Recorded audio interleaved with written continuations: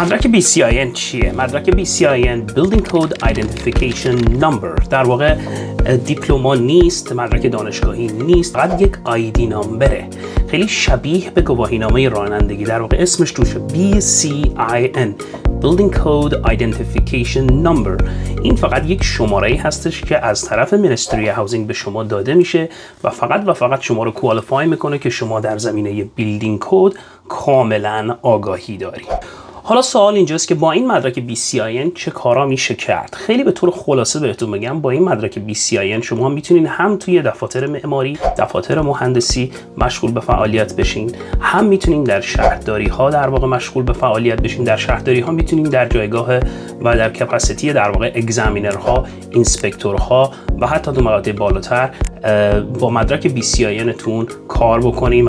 حالا تفاوت بین مدرک BCIN با بقیه دزیگنیشن ها مثل OAA، مثل PNG و بقیه در واقع دزیگنیشن های مهندسی چی هستش؟ یادتون باشه شما وقتی BCIN دارین شما مهندس نیستین، آرشیتکت نیستین، نمیتونین خودتون رو مهندس ساز، مهندس ساختمان بنامین، نمیتونین خودتون رو آرشیتکت بنامین در کانادا و به خصوص در اونتاریو من دارم صحبت میکنم الان و در واقع کل کانادا هم احتمالاً به همین حالت هستش. شما فقط دیزاینر هستین و باید توی پابلیک ایمپرشن اشتباه ندن که ما آرشیتکت هستیم یا ما مهندس ساز و مهندس ساختمان هستیم. اصلا اینجوری نیست. مدرک BCIN یک مدرکی است که شما در واقع اگر میخواین خودتون رو در پابلیک، در فضای عمومی، در جامعه عمومی مارکتینگ بکنین و تبلیغ بکنین، شما باید خودتون رو به اسم دیزاینر در واقع تبلیغ بکنین، نه به اسم معمار، آرشیتکت یا مهندس ساز و مهندس ساختمان.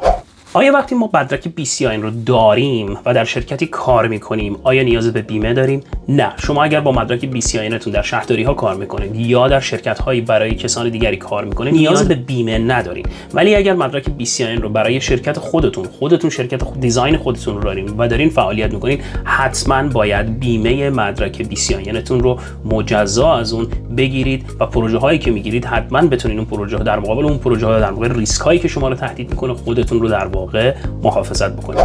پس سوال دیگه هم که هست راجع به امتحانات BCIN هست. آیا ما امتحانات BCIN رو از کجا باید بخونیم؟ امتحانات BCIN بچه‌ها فقط یک منبع و یک سورس داره و اون اونتاریو بیلدینگ کد هست و تنها منبع آموزشی شما کتاب اونتاریو بیلدینگ کد هستش و همون دو نسخه اونتاریو بیلدینگ کدی که قبلا تو ویدیوهای قبلی راجبش یه مقدار صحبت کردیم. توی ویدیوهای بعدی من حتما بیشتر راجع به اینا، راجع به سوالات، راجع به بقیه مسائل تیپس اند تریکس حتما صحبت بیشتری با هم خواهیم کرد.